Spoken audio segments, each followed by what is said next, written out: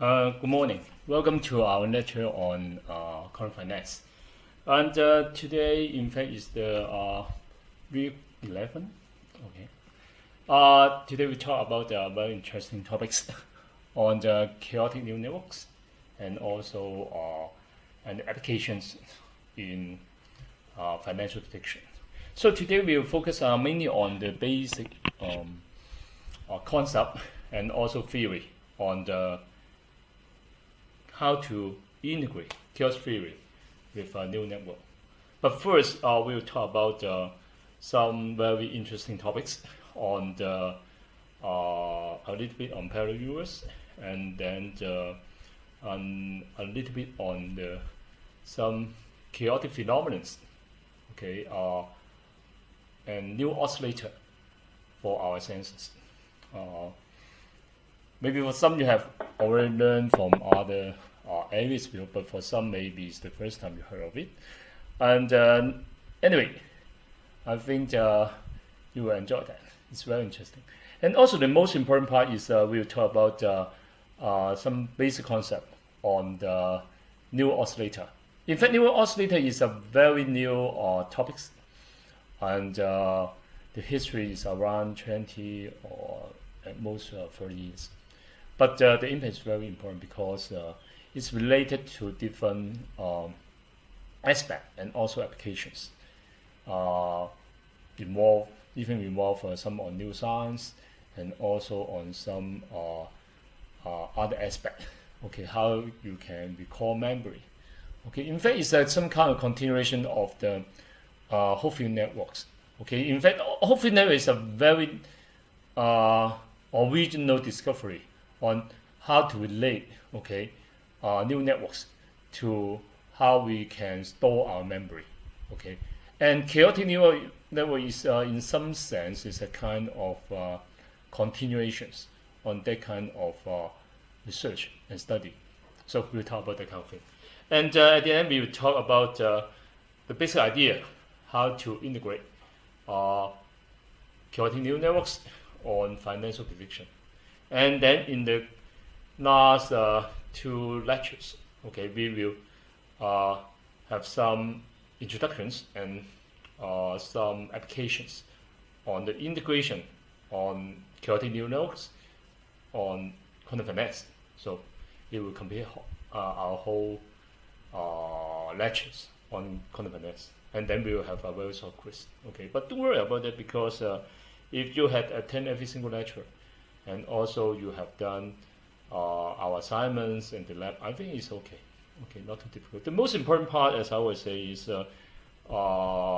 every single course is for you to learn something new, and also important for your future research, works, or study. Okay, so next time. So let's talk about the quantum rules of chaotic oscillation. Okay, so as I always say in many situations, oscillation in fact is not a very special kind of thing, as I can tell you. If you learn a little bit on the basic physics, especially on some high-energy physics, on quantum physics, you will know, in fact, every time, every single particles or every single atoms or even subatomic particle, of course, okay, they are not motionless. All the time they are oscillating, all the times. Okay, but how can we model that kind of oscillation, and how important that kind of oscillation is? Okay, that is the main thing. So today we will, the first part of today's lecture, we will talk about that. Okay, some very basic concept on the role of oscillation. In fact, it's very interesting. So the first question is always, so what happened when the time is stopped? In fact, this question is the first question when I first time joined Hong Kong U on the course on quantum physics. Okay, and at the beginning, the professor also asked each of us, okay, what happened when the time stopped? So of course, many people say, as you see in the movie, okay, everything stopped. So the truth is that the case. In fact, I'll tell you, it's not because you can imagine how we can see things. We can see things because there is some light, okay, from basic optics. They reflected by the objects and then come to our eyes. So how can they come? So of course I have already told you that basically using the Einstein Figures discovery, the photoelectric effect, right? The photon will enter our eye through the lens into our retina, and then there are some kind of interactions, right? So that we can sense all those images. So all the time they are in motion. So when the time stops, so there is no that kind of interaction. So everything should disappear. So what we are saying is, in fact, this kind of thing is asked by Schrödinger in 1952 in one of his physics lectures in Germany, of course. Okay, so at that time he talked about something very weird. In 1952, you can imagine. He talked about is the theory on what we call the multi-universe or paraverse. And the most basic theory is that the time itself is not a kind of continuation. In fact, they are all happening at the same time. So by means of this uncertainty principle is once you make some measurement or you observe that, okay, so all the probability will collapse into a single moment. So in fact, this theory is the same as introduced by Einstein around 1950 something. Okay, in fact, a little bit before that. Although they are not agree with each other, but that kind of thing on oscillation and also on the multi-universe theory, they all have some kind of same ideas. Okay, everything is in motion, is in oscillation. Even the latest theory tells us that we have different universe. As I will show you. Okay, like the string theory. Okay, and more important is that we believe that, okay, all the reality we are now experiencing, they all coexist. And one important thing is that kind of what we call the string theory tells us that they're all vibrating in different frequency. What they call the natural frequency of the Earth, okay, of the universe. So the theory is why we cannot sense another universe, because we are not coherent into that particular frequency. So very weird, right? But it's true. They have some proof on that. Okay, by some again by some subatomic particles. Okay, in the CERN. So they are true, but of course they are difficult to prove. So that is the most weird part on the what we call the superstring, and also on the M theory.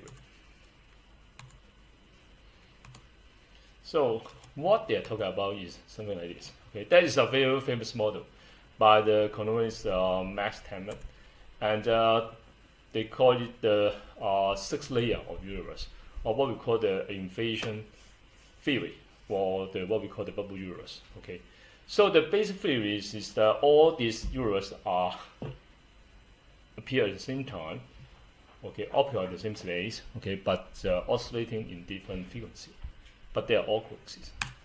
And one of the layer that is related to us in our course is the layer 3, the multiverse interpretation of quantum mechanics. These are the worlds that are all defined by quantum mechanics. In fact, the one we are now experiencing, they are different. Okay. If you are interested, you can go to Amazon and take a note on that book. Not difficult. Okay. Again, that kind of book all the time is not too mathematical, because they are target for some normal people, okay, not communities of mathematicians, but just to give them some what we call basic ideas, okay, on the latest commodities theory and also on the multi-universe. Okay, so if you're interested, you can turn on that.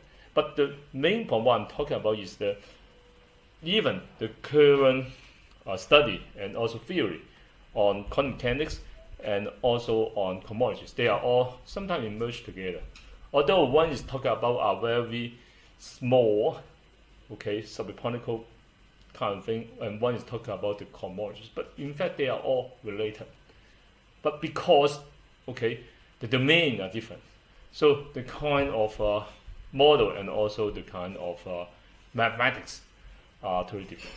That is the main difference. But other than that, okay, they are all, what I'm saying is correlated. And one very important correlation is that all these theories tell us one thing: everything is in motion. And that kind of motion, in fact, is a kind of oscillation. That is important. So how can we find that kind of oscillation? Not from the universe, not from the cosmos, but inside us. Okay. So believe it or not, the most basic thing is what we call the brain wave, which means the frequency of the oscillation of our neural networks. We call this the brain wave. So you can imagine, and many scientists will say our brain, our neural networks, in some sense, is a kind of computers with many CPU. How many? In the brain, we have 10 to the power 11 neurons, which means if you can imagine that is a very big neural networks, okay, that neural networks have 10 to the power 11 CPU. So it's very fast, right? In fact, it's not. As you can see, the brain wave, okay, we have 4 different states. The beta wave. The beta wave is the oscillation of our brain wave when we are all conscious in the daytime, okay? Which means in a normal activity, our brain is oscillating in the frequency range of 140 to 30 hertz. 40 to 30 hertz, not megahertz. Which means if we imagine we are computers, our computer is super slow. Not in megahertz, it's in 40 to 30 hertz. But how we can do so many things? Because we have so many neurons. Which means you can imagine that kind of a neural network computer in our brain is a very slow processor, but we have a lot of processor. That a lot of processor is a kind of, as I always you can imagine, okay, it's a kind of very complex, chaotic deep networks. But it's slow in the sense that it processing slow, but it doesn't mean that it's not powerful. It's powerful because it has a lot of processor. A lot of processor tell you 2 things. First, it can store a lot of information. Second, it can process very complex calculation. As you know, the more processors you have, in theory, it can solve more equations or more variables at the same time. So you can say it doesn't need to be very fast. But of course, if it is very fast, it will be another story, right? Which means if you have 10 to the power 11 processor working in megahertz, you can't imagine what will happen. Which means the whole world will be simulation very fast. As I mentioned in the last lecture, is you can imagine if everything is vectors, which means it's equations. In other words, we can generate another neuron at exactly like the same their experience because they are all vectors, but inside a computer system matrix, right? So that kind of thing is not totally unbelievable. It may be because, as I always say, if you are an object in a system, okay, in China say, you don't know you are an object in the system because you are inside the system. Only when you are outside the system, you will know you are inside the system, right? Okay. So our brainwave is a very typical kind of computer mechanism. Okay, as a speed of 40 to 30 hertz. Later on, I will show you some very interesting example. In fact, that's true. That's true. That kind of slow vibration that can do many things. Okay, unbelievable. And there's some other oscillation. Okay, so at the daytime, when you are conscious, which means you are not falling asleep, hope so, your brain will be oscillating in around 40 to 30 hertz, very slow. We call this the beta wave. So when you try to relax, okay, so for example, when you take a break during the after lunch, okay, and then you are in between, okay, awake and sleep, and that kind of thing, you are released and calm, not so thinking, which means full relax. So you will be an alpha wave, which means even slower your brain wave. Okay, that makes sense, right? And when you try to have what we call deep relaxation, or what we call meditation, okay, so that kind of thing is not always you will do so. Only when you are being trained, or under hypnosis, or under your own meditation practice, as I always do every day.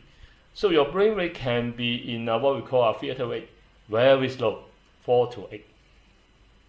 It's a kind of a deep relax or meditation. In fact, meditation is some sort of you are not thinking, okay, deep relax, and then you are in the state of almost okay, stop your brain wave, but of course not stop, because if you stop, which means you die. Okay, so very slow, 4 to 8 is very slow, which means every second only 4 cycles to 8 cycles of brain wave. Okay, so it's a deep sleep or meditation or under hypnosis. And the other one is the deep dreamless sleep. It's a 1 to 3. So that stage is all the time is in between you have a dream, or in between you have some kind of dreamless sleep. Okay, when you have a dream, I can tell you that at that time the motion will be very fast. Okay, what we call the REM. Okay, rapid eye movement, that kind of state. So basically, we are all the time, our brain is in either in the beta wave, alpha wave, theta wave, or delta wave. Okay, that's our thing. Okay. So so in what I'm saying is, which means all the time, for our brain, they are oscillating, even though you are not thinking anything. As I always say, you are not thinking anything doesn't mean you are not thinking anything, because it just means that you are not attention into that kind of thinking. So as people all the time mix up two concepts: first, thinking; second, attention.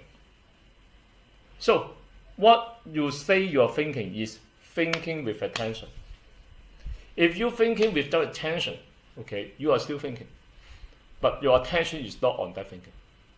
All the time as a student, all the time I tell you, when I talk about some complex theory, all the time students will wondering.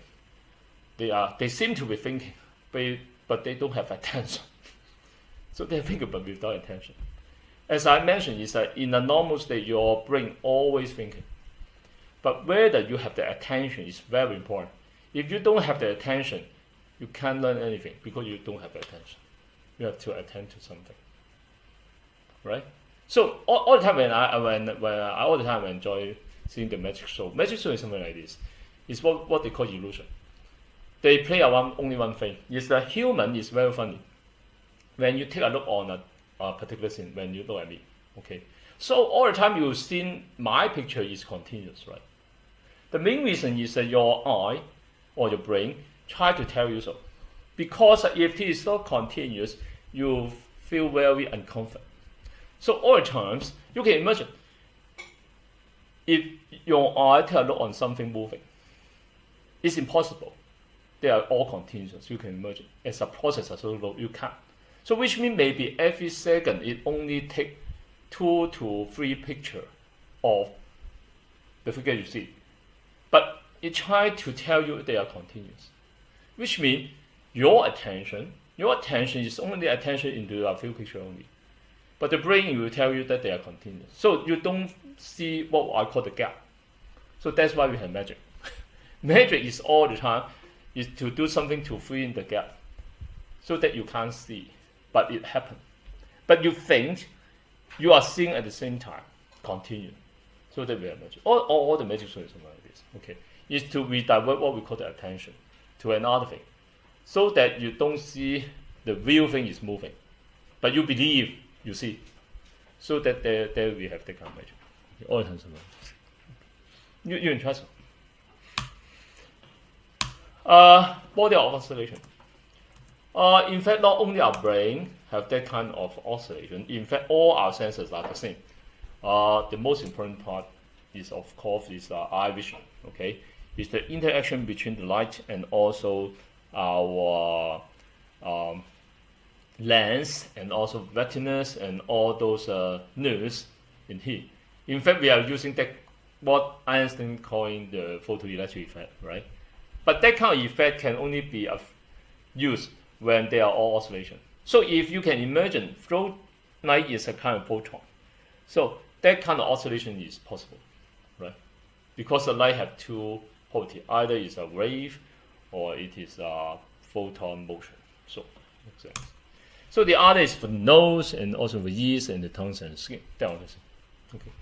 Although they are totally different kind of nervous system, but the whole mechanism are the same. You can imagine they are just different kind of sensor.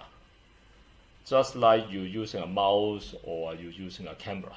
They are only different kind of sensor, right? So the mechanism all the time are more or less the same. And oscillation only tell you one important thing is how can you sense the field, what we call the external world, is some kind of oscillation between both of us, so that we can have some kind of interactions. Okay, so that's some very basic field. Of course, the heartbeat is another one. Okay, so at the beginning of the mid 19th century and also in the past 50 years, many neuroscientists talk about this. Okay, but now they all believe that they are some kind of chaotic oscillation. In fact, one of them is because of the EEG, okay, from the heartbeat. In fact, it's a very typical kind of chaotic oscillation. So as you can see, okay, it's a kind of simulation. But you can see that kind of simulation is totally the same as what we record in a normal heartbeat. It is a oscillation model. Okay, so that's the same. Which means, again, it can be modeled by computers, your heartbeat. Okay, no matter it's a normal heartbeat or abnormal heartbeat, okay, it's also a kind of oscillation. Seem to be chaotic, in fact it's not. You can see a very well-defined pattern. Okay, it can be modeled by a self-equation, not difficult. Okay, if you're interested, you can ask. Chaotic neural oscillator basics. So, in chapter 7, we talk about basic construction of a neural networks. Okay, it's a neuron with some input. Okay, once the stimulus is over the head threshold infinite. Okay, as I always say, that kind of model is true, but it's too simple to be true. Okay, so there must be something a bit more complex so that it can do more things. So as we always say in neuroscience, is the new model we discovered at the 1940 something, okay, is a very simple model. But that model already is quite powerful, right? So that we have the whole field network and so on. But it doesn't mean that it's the truth of what we are now happening, okay, in the world, especially for the formation of the neural networks inside our brain. So there may be something more complex in some sense. So you can see from the 1970 up to 1920 something, okay, there are many neuroscientists work on different models, especially on one is what we call the chaotic neural network model. Okay, in fact, the neuroscience scientists even have some very basic idea. Is if we can design some chaotic neural model, in fact, we can explain many things. So, for example, how can we store long-term and short-term memory? How can we explain people will have what we call loss of memory, or what we call how can we recall some new memory? Okay, it's not all the time. It's not a 0 or 1 kind of thing. There are all the time some very chaotic oscillation or motion. Okay, even during the memory or recalling scheme. I will show you later on. That's all thing. So that kind of neuroscience background already been done a lot in the past 40 to 15 years. So the most important part is how can we build, okay, as a computer science, to build a physical computer model that can be stimulated by a computer. Okay, that is the important part. Right? So in 1981, I remember, Wayne developed a model called the Wayne oscillator. In fact, it is his PhD thesis, as far as I know. Okay, and I published a paper in 1991. Okay, and got a PhD, and then what he called this the Wayne oscillation. This Wayne oscillator, in fact, is very simple, okay, but it's very powerful. It contains of two neurons, what we call a neuron couple, excitation neuron and also inhibitory neuron. The whole idea again is come from the neuroscience. Okay, so in this way we believe, in fact, all the neurons in the brain are grouped into pairs, what we call the oscillation pair. So when you have a pair, they are correlated. So their interaction will be some kind of oscillation. So very normal and simple logic way. So how can build the model? Okay, this simple model is something like this. The excitation neuron and the inhibited neuron, they are joined together with some weight. Okay, two kind of weight. Some is excitatory activity, which means it will trigger more motion. The other is what we call the inhibitory activity, which means it will try to decrease the motion. So the two kind of weight. Some is winning force, some will diminish, of course. And the most important part is try to figure out the transfer function. So in fact, the motion, as I will show you later on, they will be some kind of chaotic motion, just like the logistic map, but of course a bit more sophisticated. So they have the what we call the normal state and also the chaotic state. So what we want to see is whether that kind of a transfer function have some kind of chaotic activity during the 0-1 state transfer. Okay, so that is the objective, which means the objective is to locate some useful transfer function. They are not 0 and 1, but some chaotic region. Okay, so that is the objective. So as you can see, in fact, the whole model for the Wayne model is not very complex. It only contains 3 equations. So the first equation, in fact, is a discrete time motion, which means, in fact, our brain is discrete time, right? So remember, our brain wave in normal case, okay, is only in beta wave of 40 to around 20 hertz, very slow. So what we are talking about is that you can count the state by state. So this discrete time oscillation is the all you need is to formulate 3 things: the time relation for the excitation neuron, and the time relation for the inhibited neuron, and also the Wayne oscillator itself. Okay, so it's governed by the equation 9.1 to 3. Okay, so you can see very simple. Of course, each will be related by the other neural couples, and also they have some cell triggering weight, and also, of course, is the outside stimulus. Okay, so you can see they have 2 kind of outside stimulus, and for the excitation neuron, the input have the first itself, the pure state. Second is the input. Third is the one triggered by the inhibitory neuron. So same for the other, right? So they have 2 equations for excitatory inhibitory neuron and also for the Wayne oscillator. Wayne oscillator will be the excitation neuron combined with the inhibited neuron. Of course, the inhibited neuron, because they are trying to diminish the motion, so it will be negative, right? And the only thing is because they are all simple neurons, so they're governed by a very simple function, which means the whole field is very simple. Just to add one more neuron into these neuron couples and try to reformulate their motion in step-by-step case. Okay, so what they have their verification function is this one. So in that verification function, it shows the relationship for different stimulus, okay, across the oscillation motion for the Wayne oscillation. So you can see it is more or less like a signal function, right? The S function.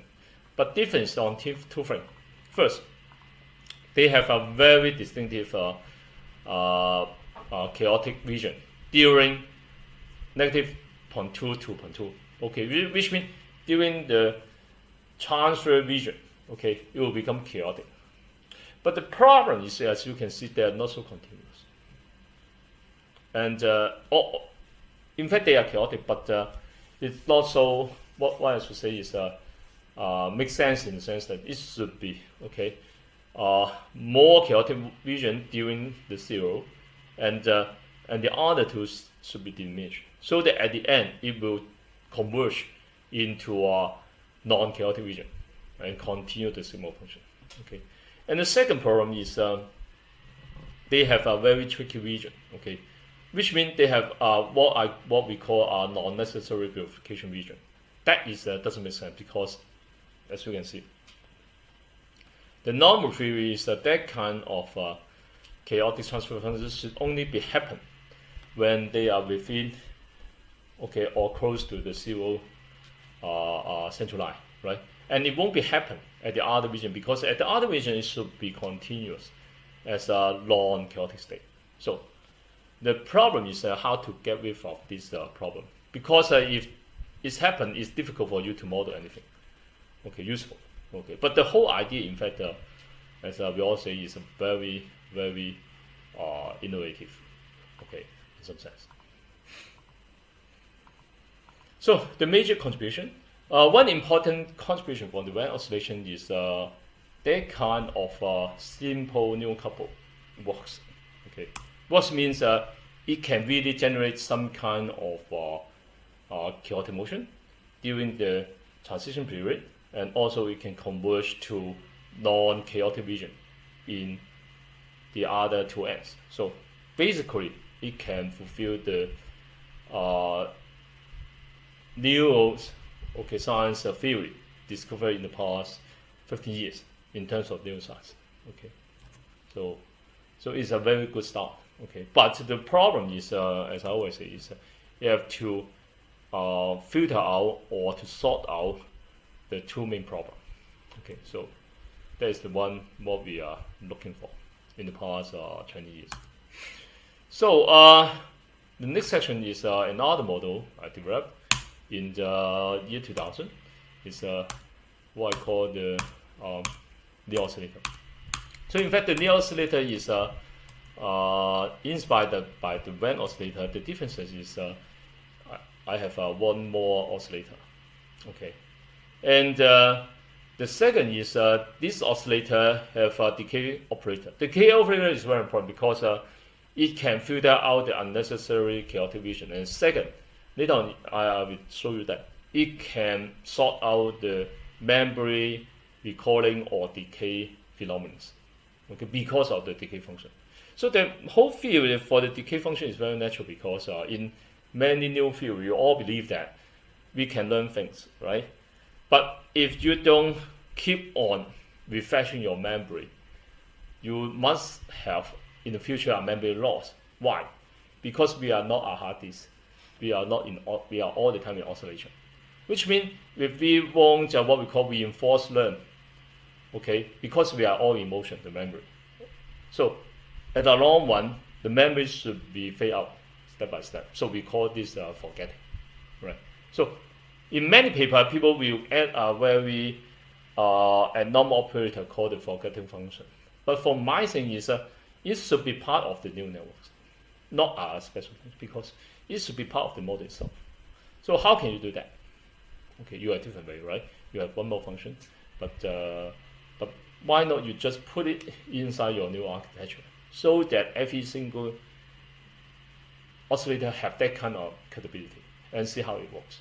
So during the year 2000 to year 2004, something like this. Okay, I invented this oscillator.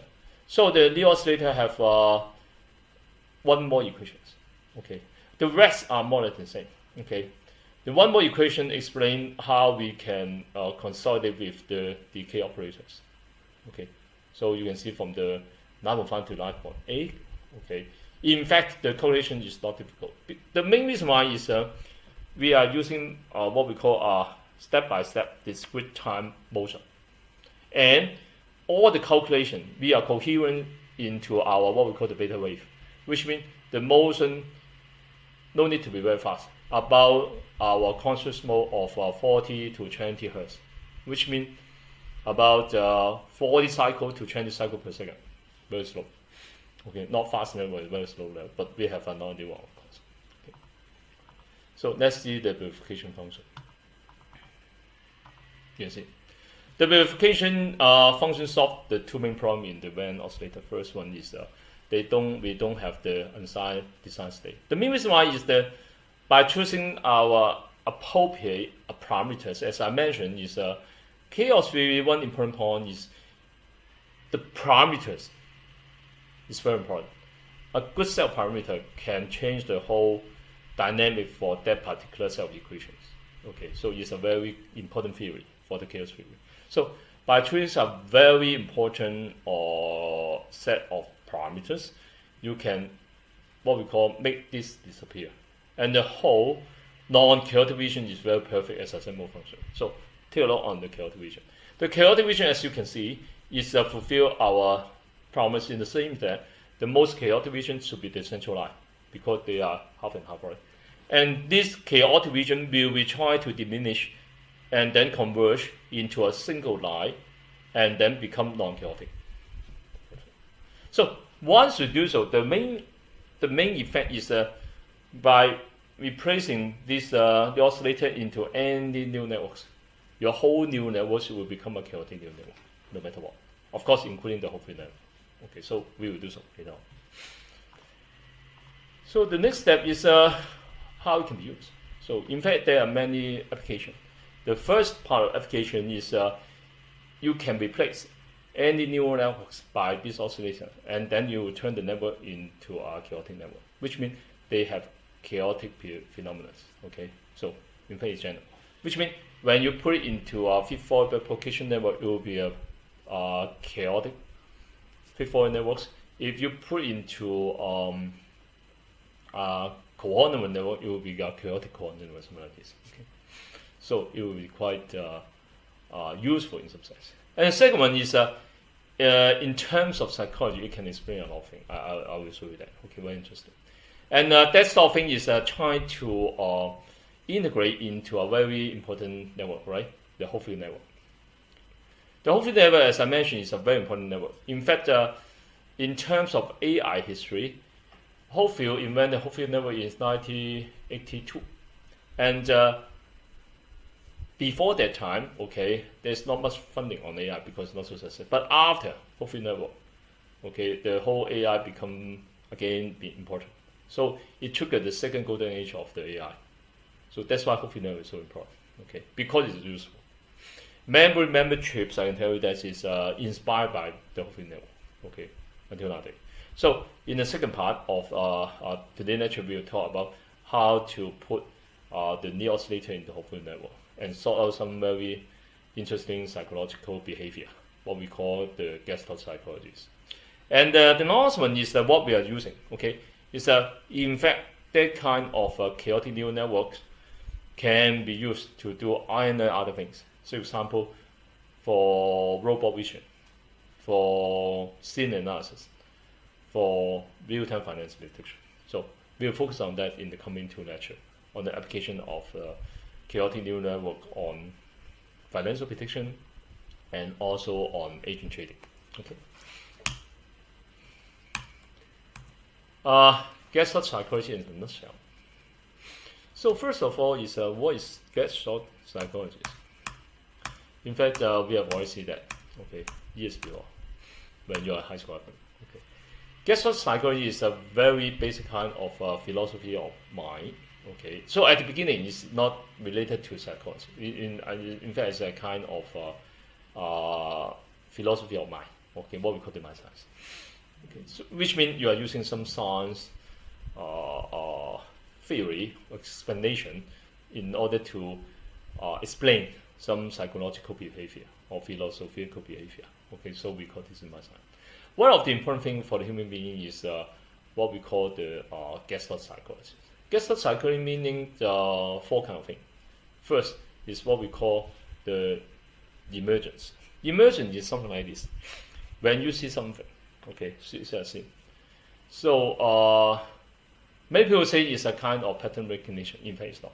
So first of all, you should have to figure out which one is our object, which one is the background. What we call the figure background segmentation. So it's a chicken or egg problem because many students argue is why don't we just recognize the object?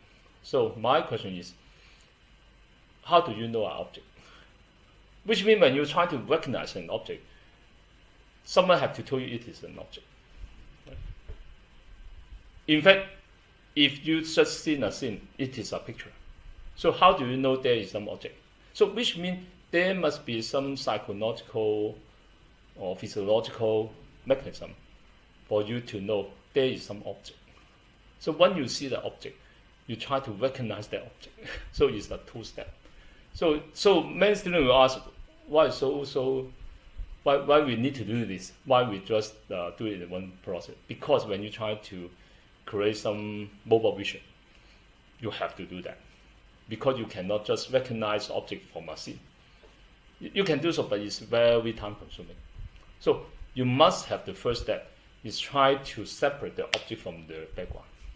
So Gestalt psychology is in fact it is based out in 1912, okay, and raised the kind of theory by using two important phenomena. One is what we call the Wickham fast recognition. So you can see that, right? Very famous. Either you can see two-phase profile or a black fast, but not at the same time. So this theory tells us one funny thing is that our brain is very good at doing this. When you see anything, our brain will automatically and consciously try to pop up an object and treat the other as a background. You can try so. You can use conscious mind to do so, which means I want to recognize the fast or I want to recognize the face, but you cannot do the same thing at the same time. You can try. Okay.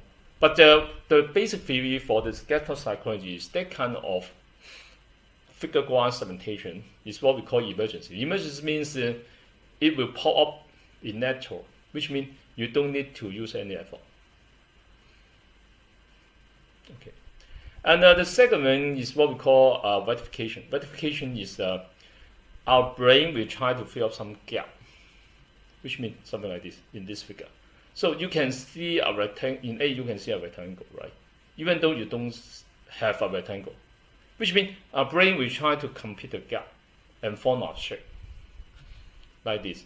Okay, you can see is a rectangle, right? For this, of course, you can see a circle. And that, okay, you can see in computer figures. So your brain all the time will try to complete. So you may ask why you have to do so. The reason is very simple.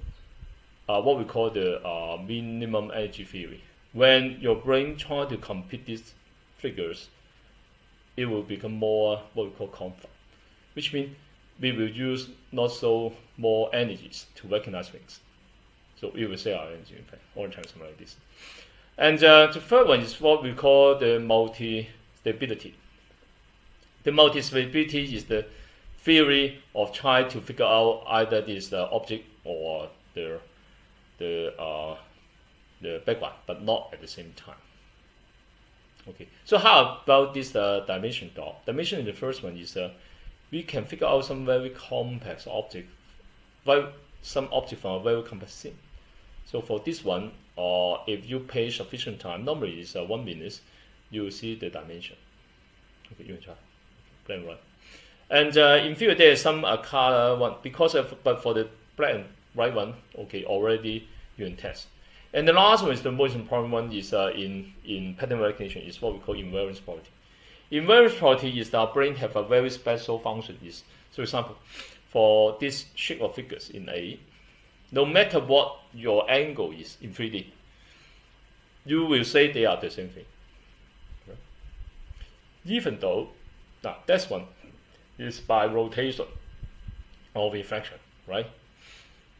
That one is on what we call distortion. Distortion means it already have some kind of changes, but again, we can still recognize they are the same thing, okay? Together with some what we call imagination. And the other one is it will try to, this one is very typical, these two, is it will try to complete auto gap, okay, so that you will see, oh, they are the same thing. So these are all what we call invariant properties. So you can see invariant property in human being is important, is it can save your time to recognize things. And also, you won't say they are different things. That's very important. Which means, if humans don't have that kind of capability, we will have a big problem. When you see the same thing at different angle, we will say they are different thing. That is a problem, right? Because they are the same thing. So you may say that kind of theory already be developed in psychology for more than 100 years, but not until now. After 100 years, we have some model to model that kind of thing. This is what I'm saying. Okay. So you may ask, how can we do so to simulate that? Again, based on the famous Hopfield network. Okay. So our model is very simple for the Lee-oscillator or oscillator. We try to make use of the Hopfield networks. Same, you can see the same Hopfield network. But the only difference is we replace the simple neuron by the Lee-oscillator. So you can see the formulation are totally the same. The only difference is the neurons are different. The neuron be replaced by the oscillator. Why we can do so? Because they are just discrete step calculation, which means we try to explain this x into the L. That's it. So very simple, right? Once we have the oscillator. So by doing that, we can do some very funny thing like this. These four figures is what we call the ESP figures. Okay, if you play around with ESP experiment, okay, I do a lot when we study psychologists in Hong Kong, because all the time they need some people to do the testing. Okay, so four figures. One is the cross, one is the triangle, one is the wave, and the other is star. So our experience is make use of these four simple figures and give the computer some noise figures. See whether it can recognize the figure. So you can imagine it is exactly what the Hopfield network talk about, but Hopfield network only can recognize complete figure, right? So we are using some noisy figure. So you see this one. So for human being, you will say when you ask yourself which figure, four figure they belong to for this one. So you will say with the one, maybe 1 or 2 seconds, okay, right? Maybe less than 1 second. You will say, oh, of course it's a cross. So how can the oscillator do so? So by using this step by step. So it can do so. So you can see very funny. In the first 3 steps, nothing. After the 4th step, you try to recognize the first pixel, and then try to rebuild the pixel one by the other until the step 10. Okay, almost complete. Step 11, totally complete. So imagine if it is the brain. So which means we can complete within 11 time step. So we remember in conscious state we are in beta wave, which means our clock speed is around 40 Hertz. 40 Hertz means 40 cycles per second, which means less than 1 second, should be 0.8 seconds, we can recognize the cross. So you can test yourself.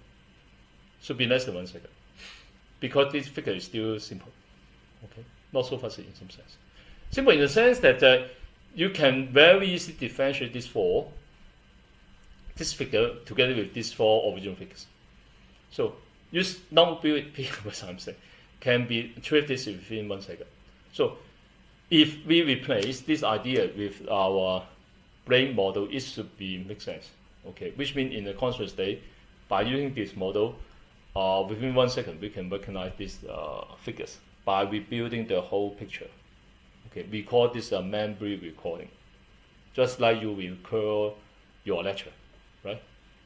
So all the time recording something like this. I give you some hints and then you recall. So you never have nothing and you recall, because recall means you recall by something. You base on something to recall.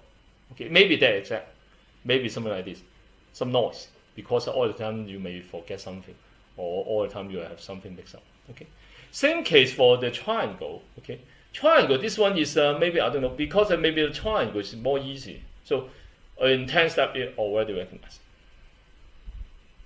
So that's good. How about the Ruby fast, my favorite? Ruby fast is even faster. Because Ruby fast is, they are very well, what should I say?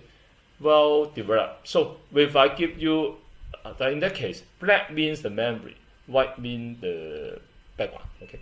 So when I give you the fast, so you will recognize the file in 1, 2, 3, 4, 5, 6 steps.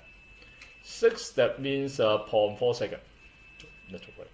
When I give you a broken fast, okay, you should make more steps. 1, 2, 3, 4, 5, 6, 7, 8, 9, 10 steps. Just like the triangle. Okay. So which means when I give you some noisy one, you need 10 triangle.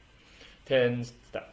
So how about when I give you a phase profile for one side, okay? Because I give you two sides more or less, you figure it fast. So in that case, it take again 6 steps, very fast. How about when I give you a partial shape, more fast? That longer, okay? Almost, let me see, 25 steps. 25 steps means less than 2 seconds, okay? 1.6 seconds, so more or less. Because still, it is simple, right? So how about a human face? So this one is the same, okay? So my last is, in my original paper, is human face. So at that time, I'm using the, which university? Oh, Yale University, okay, the famous face, okay? This university at that time is one of the most famous face database. Contains over 2,300 human face, and each human face have let me see 1, 2, 3, 4, 5, 6, 7, 8, 9, 10, 12 position. Some wearing glass or different facial expression. Okay, so again using this. Okay, and of course I'm using more neurons. Okay, it can also do that. Okay, but again all the time is within 20 steps. When you give the normal frontal face. But of course, when you have a more difficult face expression, it can take a longer time. But more or less, you can see, it can. It's just like a kind of recognition. So you can imagine, or those our human neurons that are very slow, beta wave 40 to 20 cycles per second. But because we have so many neurons. So you can imagine, okay, if your distributed computer is good, we can do it parallelly because we have so many neurons. Okay, for this, I'm using less than 100 neurons. But imagine your whole brain, you have a 10 to the power 11 neurons. So you can do it parallelly and very slowly. So it won't hurt too much. Okay, it won't use a lot of energies, right? So of course, you may ask, okay, is there any case you cannot recognize? Of course you have. All the time you cannot recognize is that you will recognize something very similar. So as I always say, is there is not things you haven't recognized. All the time you can recognize something similar. In fact, that the same face is the same, also is a kind of similarity. The similarity is very high, right? So you can imagine that. Okay. So that's why always we mix up some head face. That's true. But nowadays, as I always say, is the recognition rate is already very fast. Okay, the financial oscillator. So, how can make use of this for the financial problem? Okay, so imagine in the past we talk about in the past and naturally we talk about the oscillator and also the quantum particle. So of course we can make use of this theory because as always when you remember what I'm saying is the lecture number 5. I'm talking about all the time. The quantum particles are vibrating. Okay, against what we call the ground state. So all the time, so you can imagine we are talking about the same thing.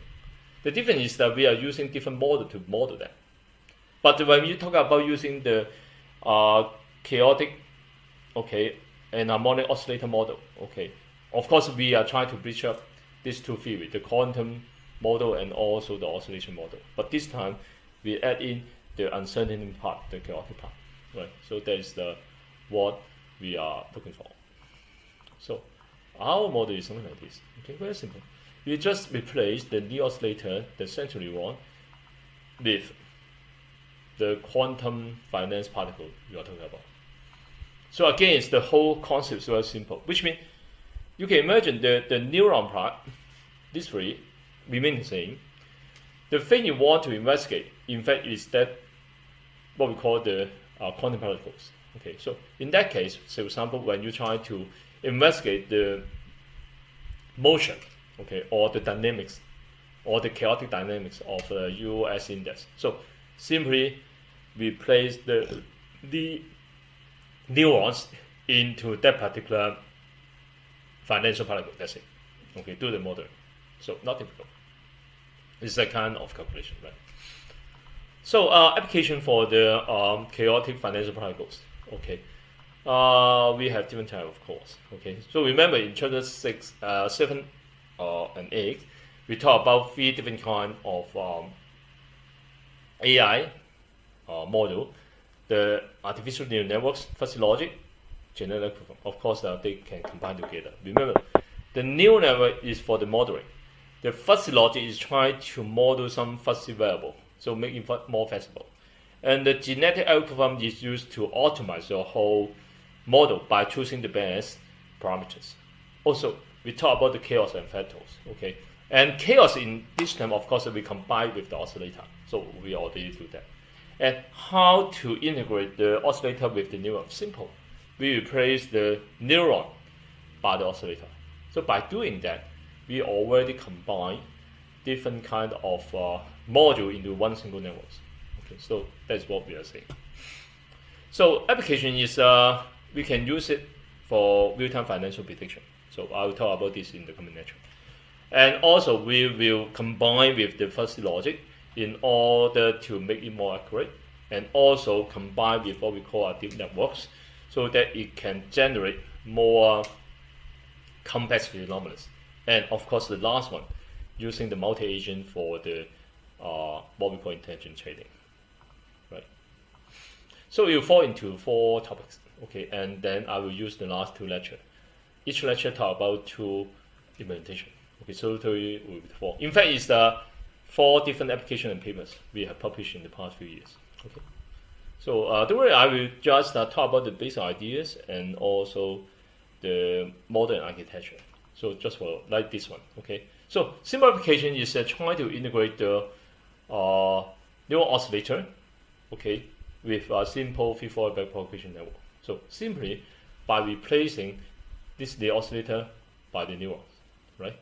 So it's one-to-one correspondent. Already it can do a lot of things, but at least it can sort out some what we call the deadlock problem. Deadlock problem is I will tell you in detail next week. It's all the time when you try to train the network, say for example the feed-forward backpropagation network. All the time we have a very basic problem. Is so for example we have too many time series stages.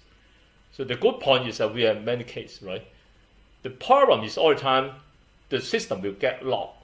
Deadlock means it will be trapped by the what we call the local minimum. Remember, all the time when you're using neural network, we are using the gradient descent, right? Try to use the optimization formula, try to decrease the error rate, right?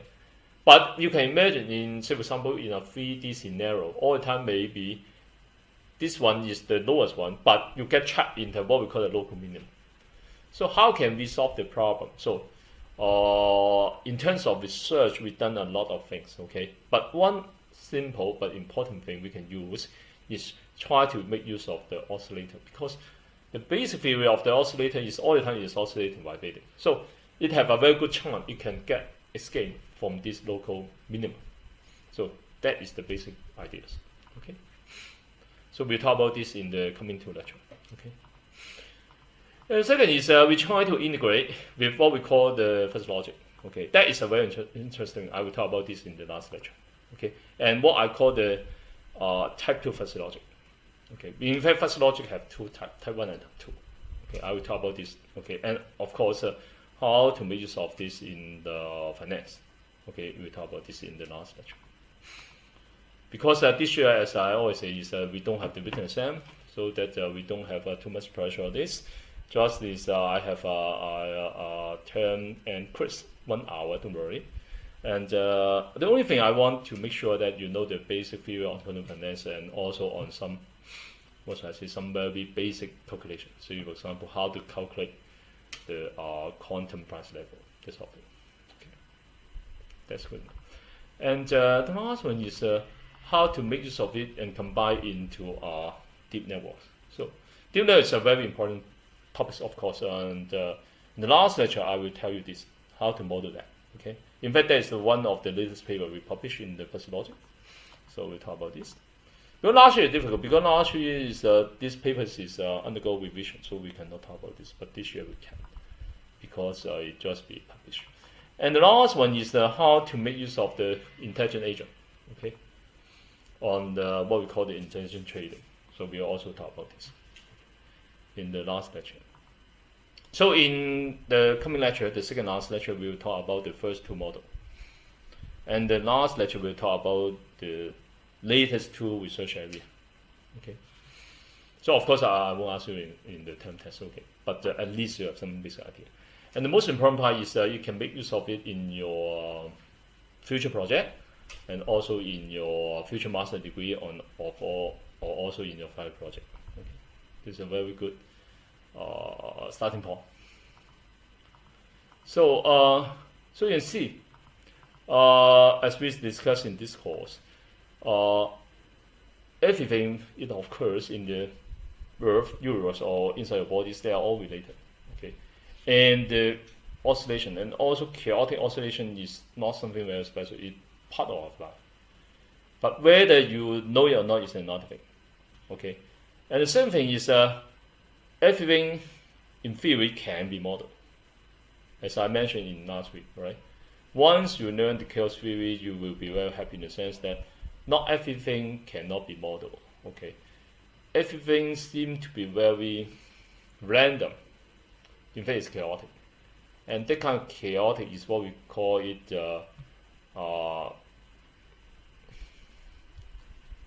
determined chaos. Okay, deterministic chaos, which means that if you get sufficient models or equations and also with sufficient accurate initial conditions, in some sense you can model the future.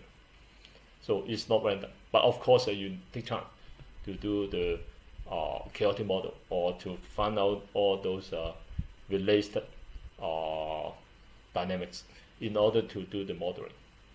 But it's good because it doesn't mean that you can't do anything. So for us, we will use statistics, but we don't believe, okay, statistics can solve all the problems because statistics is based on everything is random. So that they try to get the phenomena and try to calculate two things, right?